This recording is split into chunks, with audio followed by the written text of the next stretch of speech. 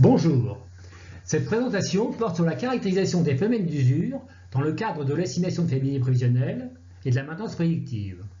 Ou plus simplement, comment établir un pronostic à partir d'un observable de dégradation. L'estimation de fiabilité prévisionnelle constitue un pronostic de bon fonctionnement établi au moyen d'un modèle physique ou à partir de données de retour d'expérience ou d'essai. Fondé sur ce même pronostic, la maintenance prévisionnelle ou prédictive est subordonnée à la surveillance de l'évolution du niveau de dégradation d'une entité afin de retarder les interventions ou inversement de les avancer pour éviter les dysfonctionnements. Elle constitue alors le Graal des opérateurs car elle permet tout à la fois de réduire les coûts d'exploitation des systèmes, d'améliorer la sécurité et la disponibilité du service rendu aux usagers et de mieux respecter l'environnement en diminuant la production de déchets et la consommation de ressources et d'énergie. Mais sa mise en œuvre peine à se concrétiser. L'intelligence artificielle constitue-t-elle la panacée promise par les experts en mégadonnées, qu'on appelle également les data scientists? Certes, le diagnostic a beaucoup profité des capacités du big data pour détecter des signaux faibles ou des signatures caractéristiques d'un état de dégradation. Mais le pronostic nécessite de disposer d'un modèle prédictif de fiabilité ou de dégradation, qui soit capable de décrire l'évolution du comportement des produits dans diverses conditions de stress, qu'il s'agisse de température, vibration, humidité, sollicitation, etc., à partir de leur état courant. La maintenance prédictive ne peut donc se suffire de l'intelligence artificielle que pour des produits dotés d'un long retour d'expérience opérationnelle dans un marché de masse. La maintenance prédictive impose par ailleurs de pouvoir observer les défaillances et les phénomènes d'usure, de manière directe ou indirecte. La définition d'un seuil d'acceptabilité du niveau de dégradation permet de passer d'un modèle de dégradation à un modèle de fiabilité qui correspond alors à la loi du premier franchissement d'un seuil. Il est à noter que le suivi des niveaux de dégradation permet d'acquérir beaucoup plus d'informations sur les phénomènes d'usure que celui des seules durées de fonctionnement avant défaillance. Mais comment caractériser les processus de dégradation? Il existe différentes manières. Les modèles explicatifs sont rares, car ils nécessitent de connaître précisément la physique des phénomènes.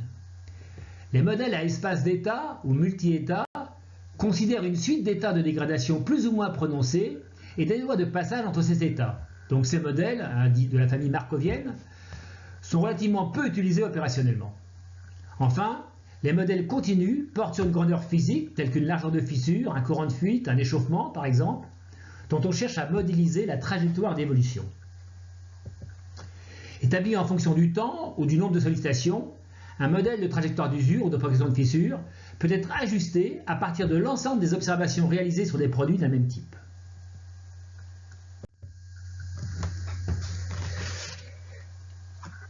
Les phénomènes de dégradation peuvent être modélisés par des processus de Lévy.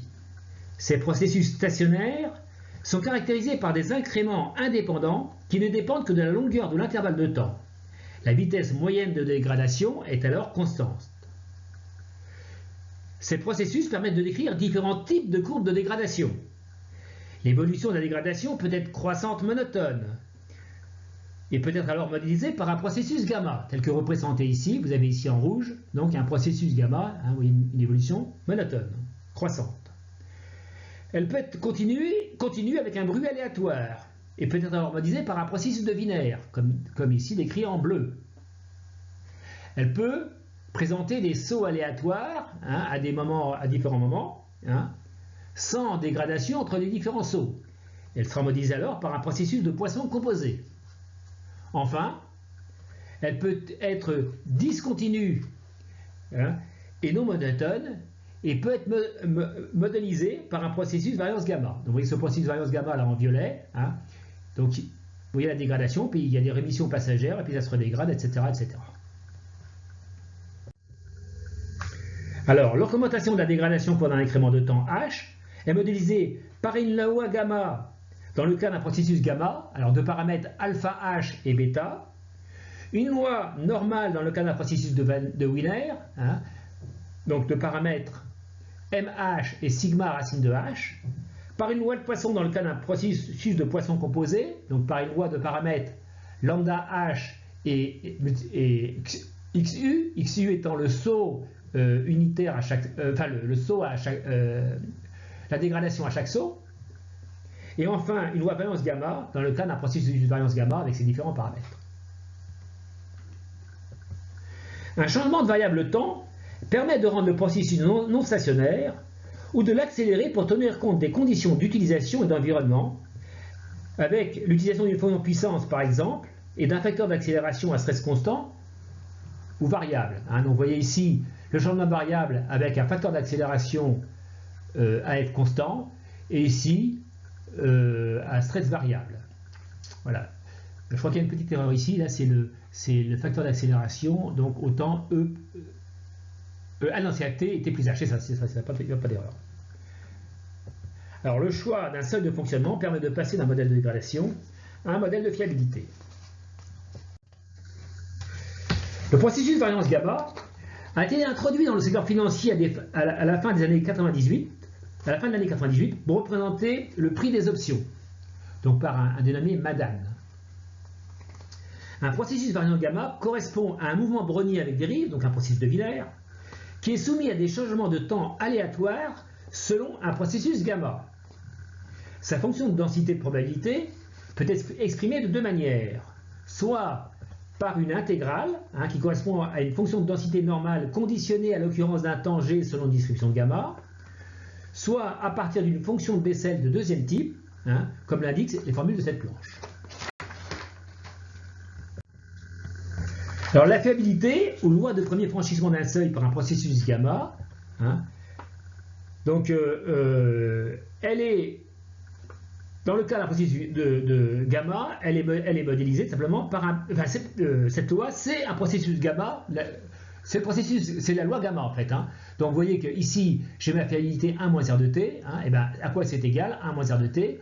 C'est tout simplement la probabilité que la dégradation entre 0 et t soit supérieure à S, à Z0 moins ZS moins Z0.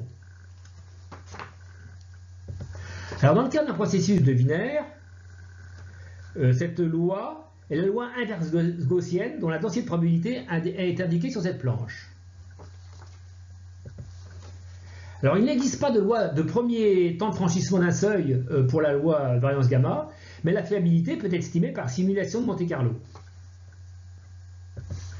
Alors il est à noter qu'à partir d'une courbe de fiabilité, à partir de la courbe de fiabilité, une loi de type V-bulle ou log normal peut être ajustée par la méthode des moindres carrés pour faciliter des analyses de niveau supérieur, par exemple.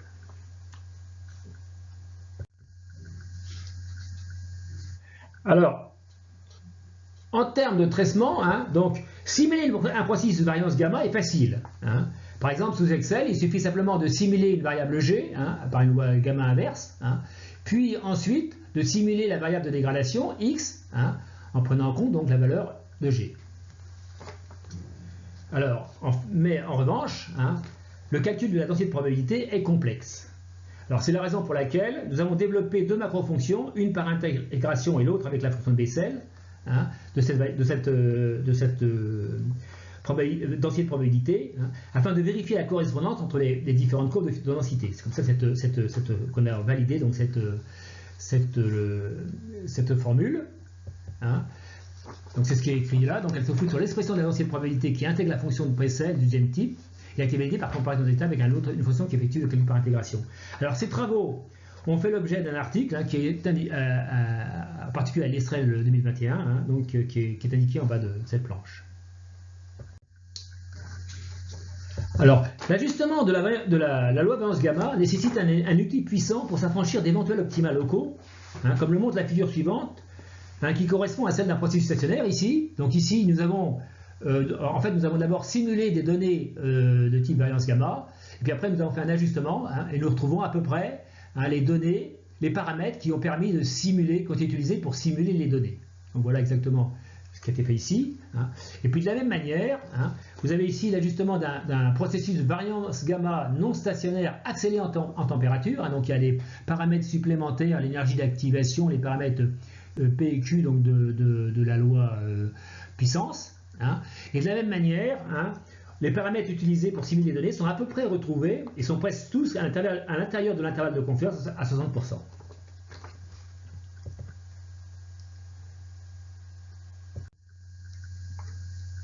Alors, on peut voir différents cas d'application. Donc ce premier cas d'application concerne la caractérisation d'un module, d'une batterie d'accumulateurs lithium-ion à partir des résultats de tests accélérés, hein, sur différents accumulateurs, en température et en profondeur de décharge. La dégradation de la capacité de la batterie est représentée en fonction du nombre de cycles de charge et décharge, hein, et on constate que la dégradation est monotone. Donc on a donc pu utiliser un processus gamma non stationnaire accéléré donc pour modéliser tout ça, hein. Et puis donc là-dedans donc l'accélération est modélisée par une loi d'Arrhenius, hein, et par un facteur de type puissance inverse pour la profondeur de décharge, hein, de type 1 moins DOD à la puissance alpha. Alors ce deuxième cas d'application concerne la caractérisation d'un module optoélectronique à partir de résultats de tests accélérés en température et en courant, donc de la puissance optique. Donc ce sont des tests accélérés échelonnés, donc avec des températures et des courants donc, qui montent progressivement durant les tests. Alors cette caractérisation a été réalisée dans le cadre du projet RHYTHM, qui a été financé par le programme de recherche Clean Sky 2 de l'Union européenne, donc pour des applications spatiales et aéronautiques. Alors la dégradation, comme on peut l'observer, n'est pas monotone, hein, et on observe des rémissions passagères. Donc on ne peut pas utiliser un processus gamma. C'est pour ça un processus de Wiener a été choisi, hein, et ajusté à partir des résultats d'essai. Donc vous avez ici les différentes données d'essai. Donc là vous avez juste un composant, hein, vous avez donc tous les différents composants qui ont été utilisés. Ici vous voyez là, sur ce composant-là, donc il y a les stress qui augmentent, hein. Donc là c'est le même courant pour celui-là, mais la température, je crois, évolue, hein. Voilà, et donc il y a je ne sais pas combien de composants, il y a une centaine de composants, je crois, et donc voilà, et l'ajustement est fait ici, hein. Et donc on peut donc trouver les paramètres du processus de Wiener, hein. Et puis ensuite, eh ben, la fiabilité, hein, et la durée de vie résiduelle, soit la RUL, Remaining Useful Life, et la MRL, hein, la Mean Residual Life, hein, qui est la vraisemblance donc, de la RUL, hein, ont pu être estimées en considérant un certain niveau de perte, hein. Dans ces cas-là, c'était 10% de perte de la puissance optique. Donc voilà, on obtient donc la courbe de fiabilité, hein, correspondante, hein, avec les quantiles à 10 et 15 qui ont été représentés sur ces courbes. 90 et 15, pardon, 10 et 90 qui ont été représentés sur cette courbe.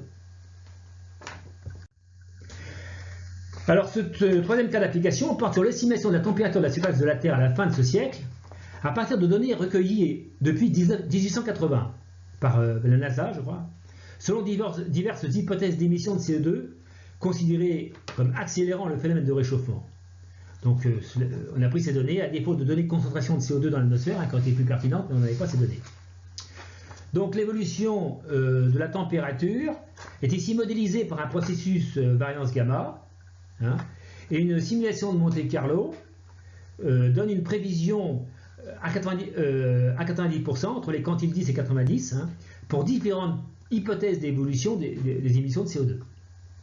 Donc ici, ce qu'on a représenté, c'est une hypothèse de stabilisation des émissions, hein, et donc vous voyez qu'on monte de l'ordre de 1,5 degré, pardon, avec un maximum un peu supérieur à 2,5 degrés, et voilà. Et donc on peut modifier les hypothèses, considérer une hypothèse de continuité de non-stabilisation, hein, d'augmentation croissante des émissions, et donc on obtiendra donc un autre résultat. Alors il est à noter que cette estimation n'a aucun caractère explicatif sur les causes du réchauffement climatique, hein, mais il ne fait qu'extrapoler la courbe d'évolution du phénomène au moyen d'un modèle qui est capable de la représenter. Alors, quand on fait de la prévision, on peut élaborer des indicateurs de la qualité, hein, d'une prévision, en séparant préalablement le jeu de données en données d'apprentissage, et données de validation. Donc, ici, par exemple, 80% des données seront utilisées pour l'apprentissage et 20% pour la validation. Et donc, on peut établir différents indicateurs, hein, comme le coefficient de détermination, R2, hein, avec R2, plus R2 est proche de 1 et meilleur sur la prédiction. Alors, dans la formule, Y- là, c'est la moyenne des valeurs de validation. Hein, I, là, c'est les YI, c'est les valeurs, YI, ce sont les estimations. Alors un autre indicateur, c'est le biais. Hein. Donc le biais, ben, ça permet d'évaluer si les prédictions sont précises. Donc ça évalue la précision d'estimation et si le modèle a tendance à ou surestimer la qualité de la prédiction. L'erreur absolue moyenne, donc c'est identique au biais, sauf que c'est en valeur absolue. Hein. Donc on ne regarde que la précision donc, de la prédiction. Enfin, l'erreur quadratique moyenne, hein, c'est un indicateur sur la variabilité de la qualité de la prédiction.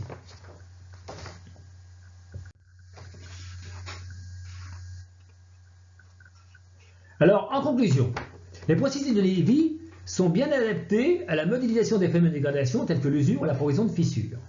Ils peuvent devenir non stationnaires pour pouvoir considérer une vitesse de dégradation variable et accélérer pour tenir compte des conditions d'utilisation et d'environnement. Parmi ces processus, le processus variance gamma présente une grande souplesse pour représenter la diversité des phénomènes de dégradation. Mais son ajustement n'est pas facile car sa fonction de vraisemblance inclut une fonction de Bessel dans son expression et peut avoir plusieurs optima locaux. Associant des algorithmes génétiques au simplex, ce qu'on appelle le Nethermind, l'outil GenCab intègre désormais une fonction de calcul de la densité de probabilité de la loi de variance gamma.